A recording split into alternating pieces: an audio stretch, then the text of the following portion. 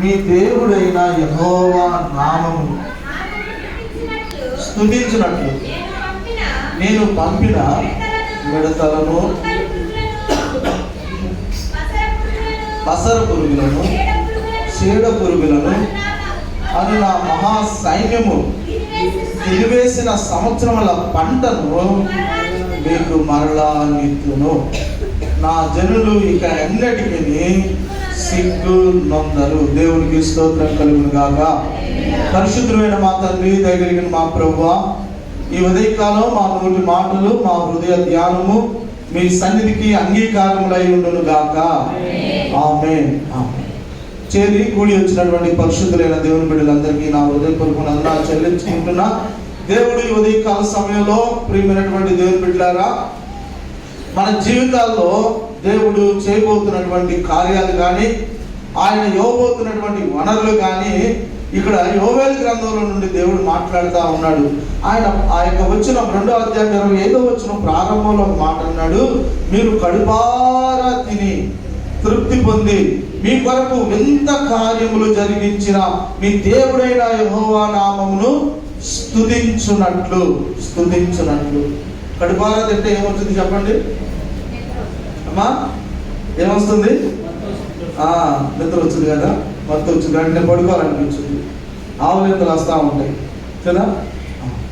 కాబట్టి ఇక్కడ ప్రభువాక్యం మనతో సెలవిస్తూ ఉంది, దేవుని యొక్క సన్నిధికి వచ్చినటువంటి మనమంట ఆత్మీయమైనటువంటి ఆకలి కలిగి ఉండాలంట. హల్లెలూయా, హల్లెలూయా. తెలుగుగానే ఉన్నారా? ఉన్నారు. దేవుని సన్నిధికి వచ్చినటువంటి మనము ఆత్మీయ ఆకలి కలిగి రావాలి, ఆత్మీయ తృష్ణ కలిగిన వారమై మనం రావాలి. దేవుడు తన వాక్యం ద్వారా మనతో మాట్లాడుతున్నప్పుడు శ్రద్ధగా వినాలి. మనం అశ్రద్ధగా ఉండకూడదు. అశ్రద్ధగా ఉన్నవారు బయటికి గెంటివేయబడ్డారు. శ్రద్ధగా ఉన్నవారు పెళ్లి కుమారుని ఎదుర్కొన్నారు. ఎవరంట వాళ్ళు? బుద్ధి గల కన్యకులు, బుద్ధి లేని కన్యకులు. కాబట్టి ఉదయకాల సమయంలో ప్రభు వాక్యం మాట్లాడుతున్నప్పుడు, దేవుడు వాక్యం ద్వారా మాట్లాడుతున్నప్పుడు, దేవా ఆ వాక్యంతో నాతో మాట్లాడు, నేను సరి చేసుకోవాల్సిందేంటి, నేను విడిచిపెట్టాల్సిందేంటి, నేను ఈ వాక్యం ద్వారా నాకు కలిగే మేలేంటి, నాతో తెలియచేయండి అని ఆశతో ఎదురు చూడాలంట. హల్లెలూయా, ఆశతో ఎదురు చూడాలి. ఇక్కడ ప్రభు చెబుతున్న మాట ఏంటో తెలుసా? దేవుని దగ్గర ఒక మహా సైన్యం ఉందంట. దేవుని దగ్గర ఉన్న సైన్యం ఎవరు అంటే దేవదూతలని చెబుతాం మనం కదా. ఇక్కడ మనం జ్ఞాపకం చేసుకున్నప్పుడు ప్రభు చెబుతున్నాడు, మిడతలు, గొంగలి పురుగులు, పసర పురుగులు, చీడ పురుగులు అనే మహా సైన్యము ఏం చేసిందో తెలుసా? ఇశ్రాయేలు ప్రజలు తినవలసినటువంటి పంటను తినేసాయంట ఈ పురుగులు. ఇప్పుడు ప్రజలకి ఆహారం లేదు, తినడానికి లేక త్రాగడానికి వనరులు లేవు, కరువు వచ్చింది. అటువంటి సమయంలో ప్రభు చెబుతున్న మాట ఏంటో తెలుసా? నా మహా సైన్యము తినివేసిన సంవత్సరాల పంటను నేను మరలా మీకు ఇస్తాను అన్నాడు. హల్లెలూయా. మన దేవుడు మరలా అనుగ్రహించేవాడే ఉన్నాడు. దేవుని స్తోత్రం కలుగుగాక. ఏమనుగ్రహిస్తాడు? ఏమనుగ్రహిస్తాడు? ఇప్పుడు సాక్ష్యాలు చెప్పారుగా, జాగ్రత్తగా వినాలి. మన దేవుడు తిరిగిస్తాడు అంటే మనం తిరిగి పొందుకుంటాం, అందులో అనుమానం లేదు. మనం తిరిగి సంపాదించుకుంటాం. నాకు తిరిగి ఇవ్వబడింది అని ఒక దినాన ఇక్కడ నువ్వు సాక్ష్యం చెబుతావు. హల్లెలూయా. ఏమిస్తాడో తెలుసా దేవుడు? ఇక్కడ సంవత్సరాల పంటలు తినేసినటువంటి, ఆ పురుగులు తినేసినటువంటి పంటనంట దేవుడు మరలా తన ప్రజలకు తిరిగి, సంవత్సరంలో ఎంత నష్టం అయితే మిడతల ద్వారా నీకు కలిగిందో, పురుగుల ద్వారా నీకు కలిగిందో ప్రభు మరలా తిరిగిచ్చేవాడిగా ఉన్నాడు. జీవితం, మానవ జీవితంలో కోల్పోవటం సహజమే, అవునా కదా? నాకెళ్ళి చూడండి వాక్యం చెప్పేది. వాక్యం చెప్పేటప్పుడు నాకెళ్ళి చూడండి. బైబిల్ చదవమన్నప్పుడు బైబిల్కి వెళ్ళి చూడండి. మీరు తల కింద ఉంచుకున్నారని ఆటోమేటిక్ వాడు వచ్చేస్తాడు. కొడుకో జోగాలి పాట పాడుతున్నాడు. మనిషి జీవితంలో కోల్పోవడం సహజమే. ఎంతమంది చెప్పారు ఈరోజు సాక్ష్యాలు? ఏం కోల్పోయారు మీరు? ఏం కోల్పోయాడని చెప్పావయ్యా నువ్వు? మా అమ్మకి ఆరోగ్యం కోల్పోయింది అని చెప్పాడు. ఏం కోల్పోయిందని నువ్వు చెప్పావు? నేను ఆర్థికంగా ఇబ్బందులు పడ్డాను అని చెప్పావు. ఏం కోల్పోయావు? కోల్పోవటం సహజమే, కామన్. కానీ మన దేవుడు ఈరోజు చెబుతున్న మాట ఏంటో తెలుసా? తిరిగిస్తానని నీకు అని చెబుతున్నాడు. నమ్మిన దేవుని స్తోత్రాలు చెల్లించాలి. నీకు తిరిగిస్తాను. నువ్వేం కోల్పోయావు? సంతోషాన్ని కోల్పోయావా? ఆరోగ్యాన్ని కోల్పోయావా? ఆశను కోల్పోయావా? నీ జీవితంలో విలువైనటువంటి సమయాన్ని నువ్వు కోల్పోయావా? నువ్వు నమ్ము, యేసు నామములో తిరిగి నువ్వు పొందుకుందువు గాక. యోవేలు గ్రంథం ద్వారా దేవుడు మనతో మాట్లాడుతూ ఉన్నాడు. సంవత్సరాల పంట తినివేసిన ఆ యొక్క పంటను నేను మీకు ఇస్తాను. ఏమి కోల్పోయావు నీ జీవితంలో? పుట్టింది మొదలుకొని ఈ రోజు వరకు. ఒకప్పుడు మంచి ఆరోగ్యంగా ఉన్నావు, ఈరోజు ఆరోగ్యం లేదు. ఒకప్పుడు మంచి స్థితిలో ఉన్నావు, పచ్చగాని నీ కుటుంబం ఉంది, ఈరోజు తారుమారైందా పరిస్థితి? ఒకప్పుడు నయోమిలాగా అన్నీ ఉన్నాయి, తర్వాత అన్ని కోల్పోయినటువంటి పరిస్థితిలో ఉన్నావా? వాక్యం ద్వారా నా దేవుడు మాట్లాడుతున్నాడు. నీకే నీకే నీకే తిరిగిస్తానని చెబుతున్నాడు దేవుడు. హల్లెలూయా. నీకు తిరిగిస్తాడు. తీసుకోవడానికి సిద్ధంగా ఉన్నావా? తీసుకోవడానికి అంగీకరిస్తున్నావా? తీసుకోవడానికి ప్రభు వాక్యం వైపు చూస్తున్నావా? సంవత్సరాల పంటను నీకు దేవుడు ఇస్తాడు. ఆర్థికంగా ఎదగలేకపోతున్నావా? సంవత్సరాల పంటను దేవుడు వాక్యం సెలవిస్తా ఉంది. రహస్య స్థలములలో మరుగై ఉన్న ధనాన్ని దేవుడు నీకు ఇచ్చేవాడిగా ఉన్నాడు.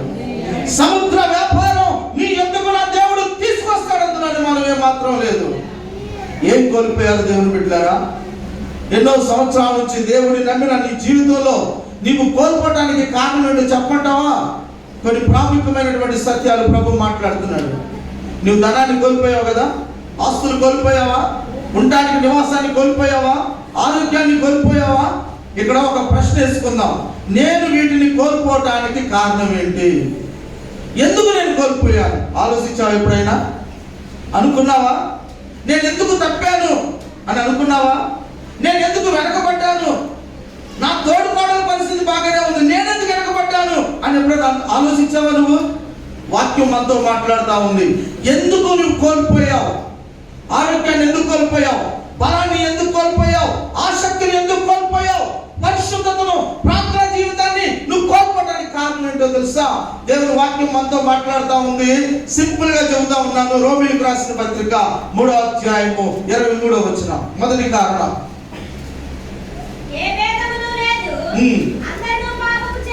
పాపము చేసి దేవుడు అనుగ్రహించు మహిమను పోగొట్టుకున్నారు. ఒక వ్యక్తి తన జీవితంలో కొన్ని విలువైనవి కోల్పోవడానికి కారణం ఏంటయ్యా అంటే పాపము వలన. ఆలోచించాను ఎప్పుడైనా? పోయిందని భర్త భార్యని తిప్పి, భార్య భర్త తిప్పి నీ వల్లే అని అనుకుంటుంటే దైవ వాక్యం ఏమని మాట్లాడుతుందో తెలుసా? మీ వల్ల కాదురా బాబు, పాపము వలన. పాపము వలన ఆదాము అవ్వలు దేవుని మహిమను కోల్పోయారు. పాపము వలన ఆదాము అవ్వలు దేవుని యొక్క సన్నిధిని వాళ్ళు కోల్పోయారు. ఈ దినాన నీ జీవితంలో నీవు కోల్పోవడానికి గల మొదటి కారణం, నీకు నీ దేవునికి పాపమనే అడ్డు వస్తా ఉంది. ఏమడ్డుగా ఉందంట? మాట్లాడతలేదు ఎవరు? పాపము. దానివల్లే నువ్వు కోల్పోతున్నావు, దానివల్లే అభివృద్ధి చెందలేకపోతున్నావు, దానివల్లే పైకి రాలేకపోతున్నావు. సంవత్సరాలు గడుస్తూ ఉన్నాయి. 2025వ సంవత్సరం కూడా వెళ్ళిపోతా ఉంది. మహా అంటే 2 ఆదివారాలేమో, లేక 3 ఆదివారాలు అయి ఉండొచ్చు. సంవత్సరాలు గడుస్తూ ఉన్నా నీకు అభివృద్ధి లేకపోవడానికి కారణం, నీకు స్వస్థత లేకపోవడానికి కారణం, కుటుంబంలో నెమ్మది లేకపోవడానికి కారణం ఏంటి? బికాస్ ఆఫ్ సిన్, పాపము వలన. ఏ పాపం నీకు నీ దేవునికి అడ్డుగా ఉందో ఈ మధ్యాహ్న కాల సమయంలో మనం పరీక్షించుకోవాలి. ఆదాము అవ్వలు తోటను కోల్పోయారు, సహవాసాన్ని కోల్పోయారు, దేవుని మహిమను వాళ్ళు కోల్పోయారు. కేవలం చిన్న పాపం పెద్ద సహవాసాన్ని దూరము చేస్తుంది. మనం కోల్పోవడానికి రెండో కారణం చెప్పంటారా? రెండో కారణం ఏంటయ్యా అంటే నిర్లక్ష్యము. చెప్పండి, ఏ లక్ష్యం అంట? నిర్లక్ష్యం లేక అజాగ్రత్త. నువ్వు అజాగ్రత్తగా ఉంటే దేన్నైనా కోల్పోతావు. నువ్వు ఊరు వెళ్తున్నావు, లేక మందిరానికి వస్తున్నావు, ఇంటికి తాళం వేసుకోకుండా అజాగ్రత్తగా వస్తే ఏం జరుగుతుంది? ఏందమ్మా తలుపుతున్నారు? ఏం జరుగుతుంది? ఏదో నష్టం జరుగుతుంది. ఆ పక్కింటోడు ఎవడో వస్తాడు, ఏదో తీసుకొని పోతాడు. దేనివల్ల నష్టం జరిగింది? అజాగ్రత్త, నిర్లక్ష్యంగా ఉన్నప్పుడు నువ్వు కోల్పోతావు. అనుమానం ఏమనుందా? అనుమానం ఉన్నవాడు చేయి చూపించండి. నీవు నిర్లక్ష్యంగా కనుక ఉంటే, నీ బిడ్డల విషయంలో, నీ కుటుంబ విషయంలో నువ్వు నిర్లక్ష్యంగా ఉంటే నీవు కోల్పోవడానికి, నష్టపోవడానికి అవకాశం ఉంది. మూడో మాట చెప్పంటారా? మనం కోల్పోవడానికి మూడో కారణం ఏంటయ్యా అంటే, మన జీవితంలో శత్రువు ద్వారా మనము కోల్పోతాము. హల్లెలూయా, హల్లెలూయా. యోబుకు తన ఆస్తిని కోల్పోవడానికి ప్రధానమైనటువంటి శత్రువు సాతానుడు కదా. సాతానుడు వచ్చి యోబు ఇంటి మీద, యోబు పిల్లల మీద దాడి చేయడం ద్వారా యోబు తన సమస్తాన్ని కోల్పోతూ వచ్చాడు. మనం కోల్పోవటానికి కారణం శత్రువు అయినటువంటి అపవాది ద్వారా. ఇంకో మాట చెబుతాను వినండి. ఒక వ్యక్తి తన ఆరోగ్యాన్ని, ఆత్మీయ జీవితాన్ని కోల్పోవటానికి నాలుగో కారణం ఏంటయ్యా అంటే దేవుని అనుమతి. ఏంటంట చెప్పాలి? దేవుని అనుమతి ఉంటే కోల్పోతామా? కోల్పోరా? మనం ఏమనుకుంటాం అంటే దేవుని అనుమతి ఉంటే అన్ని కలిసే వస్తాయి అనుకుంటాం. కొన్నిసార్లు దేవుడు కూడా అనుమతిస్తాడంట. ఏమనుమతిస్తాడు? కష్టాలు, శ్రమల అనుమతిస్తాడు. దేవుని పర్మిషన్ లేకుండా, దేవుని అనుమతి లేకుండా ఏమి కూడా నీ జీవితంలోనికి రావు. ఎందుకు దేవుడు అనుమతిస్తాడంటే మనల్ని సరిదిద్దడానికి. దేవునికి స్తోత్రం కలుగును గాక. ఒకసారి ఆకలి బాధ పెడతాడు, ఒకసారి అనారోగ్యాన్ని పెడతాడు. ఎందుకు? మనల్ని సరిదిద్దడానికి. మనం కోల్పోవటానికి కొన్ని కారణాలు ఏంటయ్యా అంటే, మొదటిది పాపము వలన కోల్పోతావు. రెండోది అమ్మా నిర్లక్ష్యంగా ఉంటే కోల్పోతావు. మూడోది శత్రువైన అపవాది దాడి చేసినప్పుడు కోల్పోతావు.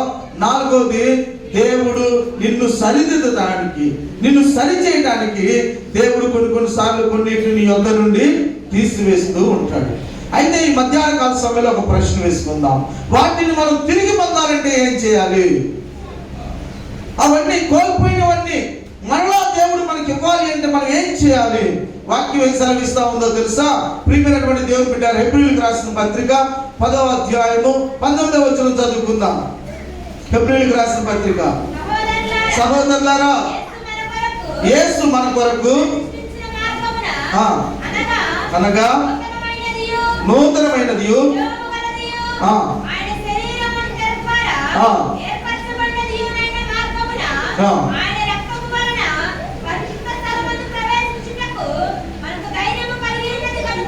చాలు.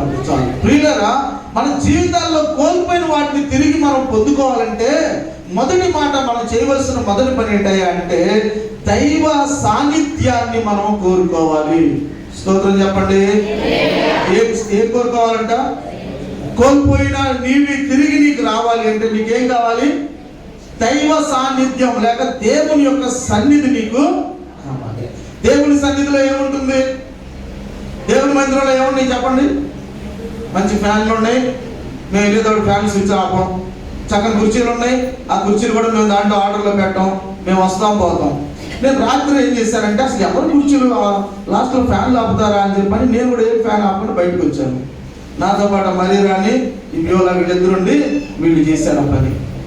అసలు వీళ్ళకి కూడా నేను చెప్పలా, అసలు ఎవరు చూస్తారా అనేసి అనుకున్నా. కుర్చీలు ఎక్కడో అక్కడ వేసుకున్నారు. చలో ప్రియులారా, దేవుని సన్నిధిలో ఏముంది? ఈ స్థలం దేవుడు ఏర్పాటు చేసుకున్న స్థలం. ఈ స్థలంలో ఒక మనుష్యుడు దేవుణ్ణి కలుసుకుంటాడు. ఈ స్థలంలో చేసే ప్రార్థన మీద దేవుని కను దృష్టి ఎప్పుడెప్పుడు ఉంటుంది? ఎల్లప్పుడూ ఉంటుందా? అప్పుడప్పుడు ఉంటుందా? ఎల్లప్పుడూ ఉంటుంది. మానవుడు దేవుని ఆరాధించే స్థలం ఆయన యొక్క ఆలయం. కాబట్టి మానవుడు కోల్పోయినవి తిరిగి సంపాదించుకోవాలి అంటే ఆ వ్యక్తి ఎక్కడికి రావాలయ్యా అంటే తిరిగి తిరిగి తిరిగి దేవుని సన్నిధికి రావాల్సిందే. హల్లెలూయా, హల్లెలూయా. దేవుని సన్నిధిలో ఒక తల్లి ప్రార్థన చేసింది, ఆమె మీద ఉన్నటువంటి నిందను తొలగించుకుంది. దేవుని సన్నిధిలో ఒక బాలుడు ప్రార్థన చేశాడు, ఇశ్రాయేలు ప్రజలకు 40 సంవత్సరాలు యాజకుడిగా పనిచేశాడు. దేవుని సన్నిధిలో ఒక భక్తుడు ఎదుగుతూ వచ్చాడు, దేవుని కొరకు తన ప్రజల్ని పరిపాలించే నమ్మకమైనటువంటి రాజుగా జీవిస్తూ వచ్చాడు. ఈ మధ్యాహ్న కాల సమయంలో కోల్పోయిన వాటిని తిరిగి పొందుకోవాలంటే ఒకటే మార్గం, అది దేవుని యొక్క సన్నిధి. దేవుని సన్నిధికి రావాల్సిందే కంపల్సరీగా. తప్పించుకోవడానికి లేదంటే కారణాలు చెప్పడానికి అవకాశం లేదు. అయ్యా ప్రార్థన రాలేదు, కుదరలేదండి, ఆరోగ్యం బాగాలేదని చెబుతాం. అగస్త్యం గారికి ప్రత్యేక వందనాలు చెప్పాలి. చాలా పెద్ద వయసులో ఉంది ఆ తల్లి, వృద్ధాప్యంలో. వాస్తవంగా నాకు ఆరోగ్యం బాగాలేదంటే ఎవరేమని అంటారు, ఒకవేళ ప్రభు కూడా క్షమించవచ్చు. శరీరం సహకరించకపోయినా దేవుని సన్నిధికి వచ్చారు. ఇంకా చాలా మంది ఉన్నారు, ఆమె పేరు చెప్పాను, మిగతా వాళ్ళు బాగండి. మిగతా వాళ్ళకి ఏమైంది, మనకి 12 అయినా ఇంకా ఆరాధనకు వస్తానే ఉన్నాం మనం కదా. 12 అయినా ఆరాధనకు వస్తానే ఉన్నాం. ప్రియులారా, దేవుడు మన యొక్క క్రమాన్ని, మన యొక్క భక్తిని చూస్తాడు. జ్ఞాపకం చేసుకోండి.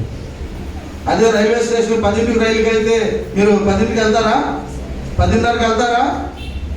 మాట్లాడండి. అంటే అక్కడేమో క్రమం ఉందా?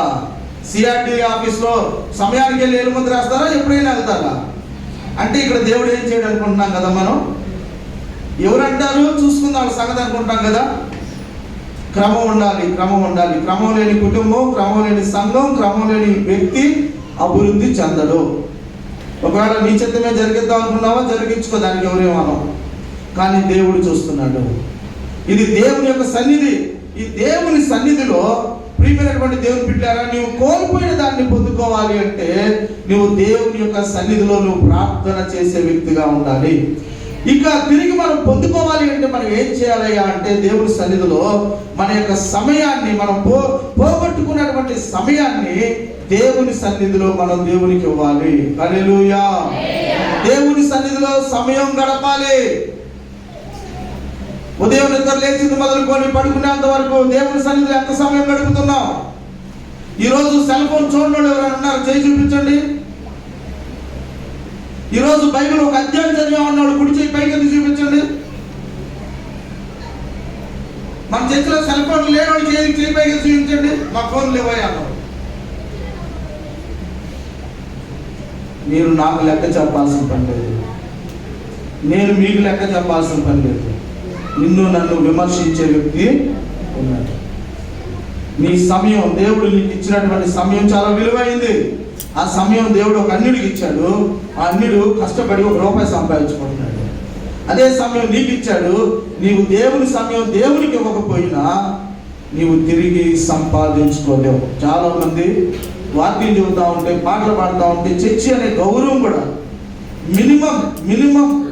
Minimum sense. ఇది దేవుని సన్నిధి, ఇది పరిశుద్ధ ఆలయం. మీరు దయచేసి నన్ను క్షమించండి, మీరు బాధపడ్డా నాకు ఇష్టమే. నువ్వు తిరిగి పొందుకోవాలంటే దేవునికి ప్రథమ స్థానం నువ్వు ఇవ్వాల్సిందే. నువ్వు ఎంత పెద్ద వ్యక్తి అయినా చిన్న వ్యక్తి అయినా ఇదే వాక్యం చెబుతాం. నువ్వు దేవునికి నువ్వు గౌరవించకపోతే నువ్వు కోల్పోయింది ఎలా పొందుకుంటావు? ఒకవేళ నువ్వు ధనాన్ని పొందుకోవచ్చు, సంపాదించుకోవచ్చు, దేవుని పక్కన నొట్టేసి ఆ ధనాన్ని దేవుడు ఆశీర్వదిస్తేనేగా నీవు నీ బిడ్డలు బ్రతకడానికి. ఆ ధనాన్ని దేవుడు ఆశీర్వదించకపోతే ఏమవుతుంది? చిరిగిన సంచిలో వేసినట్లు అవుతుంది. ఇక్కడ యోవేలు గ్రంథంలో దేవుడు చెబుతున్నాడు, మీరు కడుపారా తిని. ఇశ్రాయేలు ప్రజలు అనుక్షణం దేవుణ్ణి ఇబ్బంది పెడుతూనే వచ్చారు.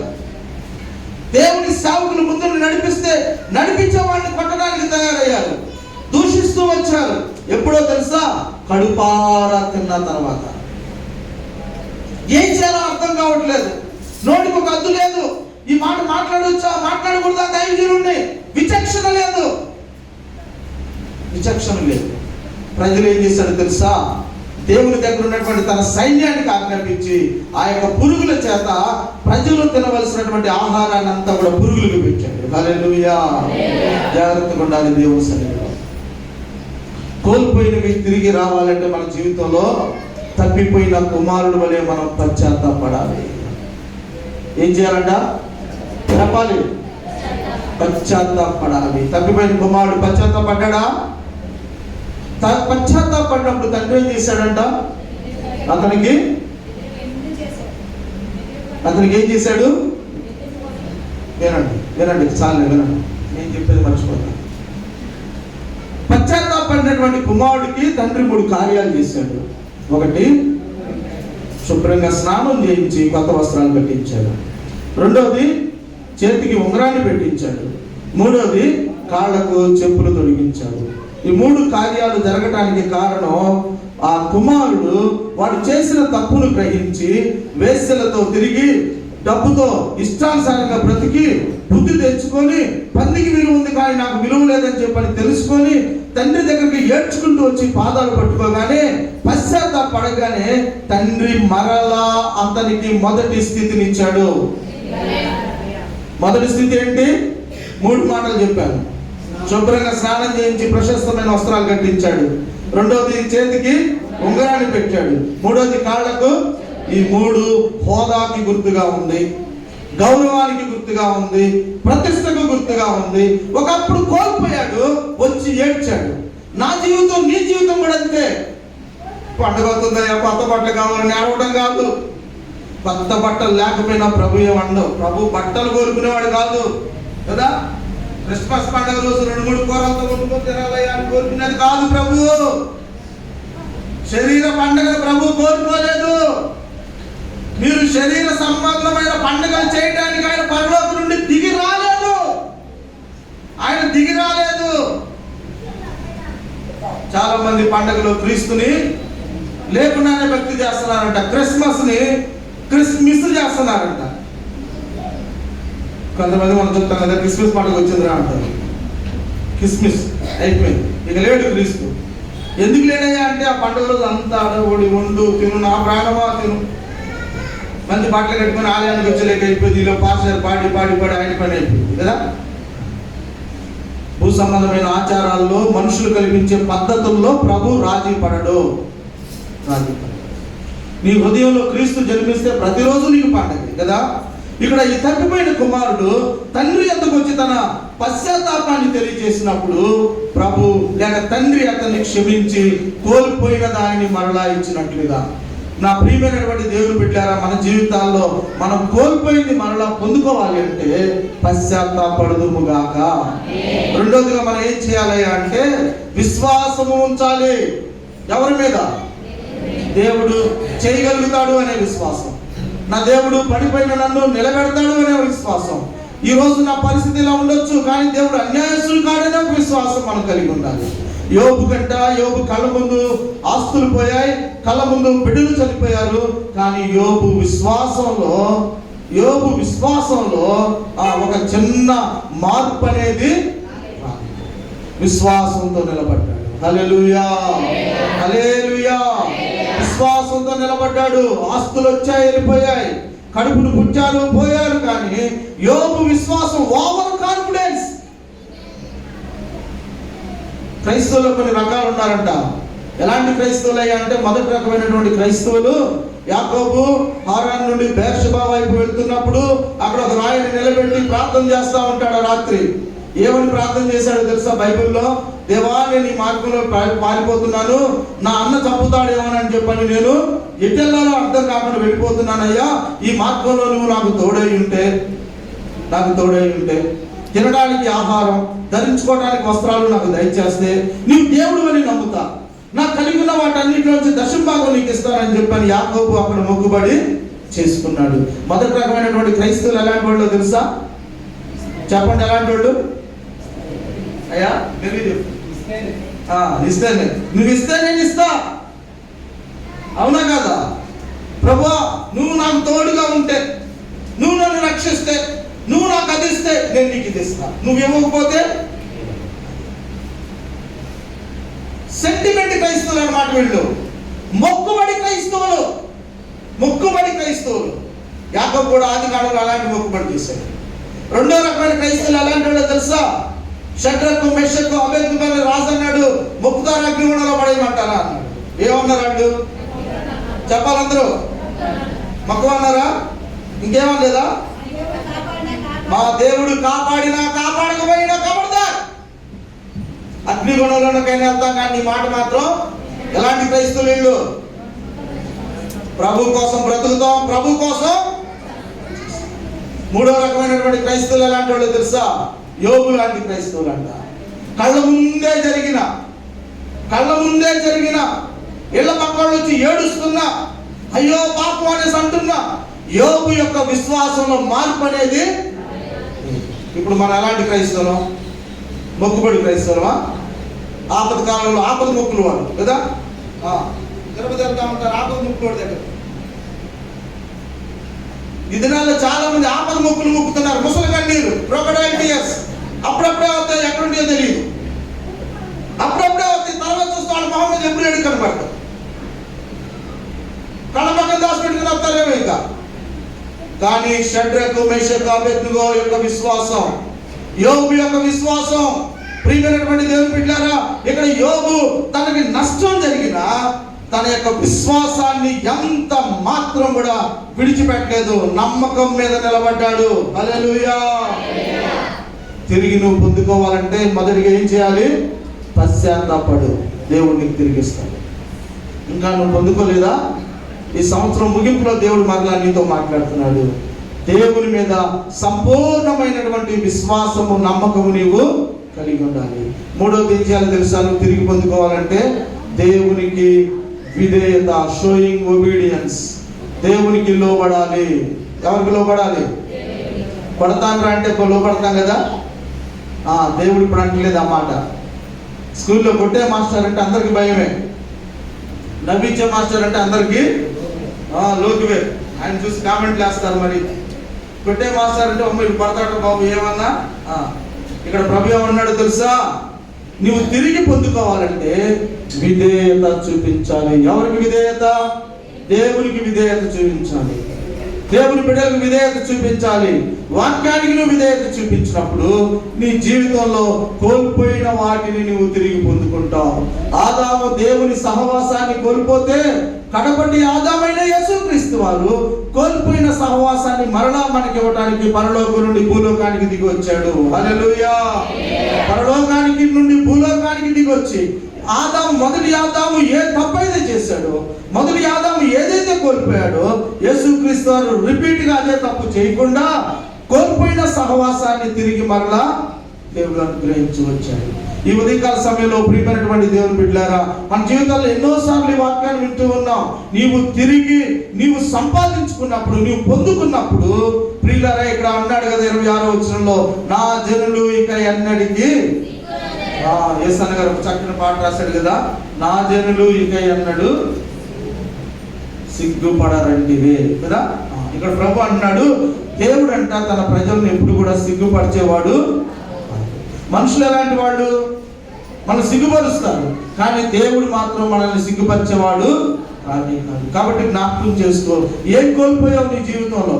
2025వ సంవత్సరంలో దేనిని నువ్వు జయించలేకపోయావు, ఏది సంపాదించుకోలేకపోయావు, ఏ టార్గెట్ నువ్వు రీచ్ అవ్వలేకపోయావు. ప్రభు చెబుతున్నాడు, నీవు కోల్పోవడానికి కారణం పాపము, నిర్లక్ష్యము కదా, సాతానుడు లేక దేవుడు అనేక సార్లు నేను పరీక్షించడం. నీవు తిరిగి పొందుకోవాలి అంటే పశ్చాత్తాపడి ప్రార్థన చేయాలి. పశ్చాత్తాపడి ప్రార్థన చేయాలి. మనలో చాలా మంది ప్రార్థనా పనులు ఉన్నారు, చాలా చక్కగా విజ్ఞాపన చేయగలిగిన వారు ఉన్నారు. సంఘం నిజంగా మన యొక్క లింగాపాలెం సంఘంలో ఈ 21 రోజు ఉపవాస ప్రార్థనలో మీ ప్రార్థన పవర్ ఏంటో నిజంగా దేవుడు చూశాడు, చాలా సంతోషించాడు. అందరూ ప్రార్థన చేశారు, ఆల్మోస్ట్ ఎవరో ఒకరిద్దరు తప్పనిచ్చి అందరూ చక్కగా ప్రార్థన చేస్తూ వచ్చారు. ఎక్కడైతే ప్రార్థన ఉంటుందో ఒక మాట రాయబడింది, praying church is a growing church అన్నాడు ఒక అతను. ఏ సంఘం అయితే ప్రార్థన చేస్తూ ఉంటారో ఆ సంఘం ఏం చేస్తారంట? ఎదుగుతా అంటారు. ఇందాక తల్లి గారు అగస్త్యం గారి సాక్ష్యంలో మొక్కల గురించి కూడా మాట్లాడుతూ వచ్చారు. ఒక మాట నాకు గుర్తుకు వచ్చింది, ఎక్కడైతే ప్రార్థన ఉంటుందో అక్కడ ఆత్మీయ ఎదుగుదల ఉంటుంది. ఎక్కడైతే ప్రార్థన ఉండదో అక్కడ ఏం చేస్తారంట? సాప్ వేసుకుని నిద్రపోతా ఉంటారంట. కొట్టినాయి ఎన్ని దోమలు కొడుతాయో. కాబట్టి తిరిగి పొందుకోవాలి అంటే రిపెంటెన్స్, పశ్చాత్తాపడాలి. తిరిగి పొందుకోవాలి అంటే దేవుని మీద విశ్వాసం ఉంచాలి. తిరిగి పొందుకోవాలి అంటే ఆయనకు లోబడి మనము జీవించుదుము గాక. దేవుడు తన వాక్యాన్ని దీవించును గాక. సమయంలో మనందరం నిలబడి పాట పాడుకుంటూ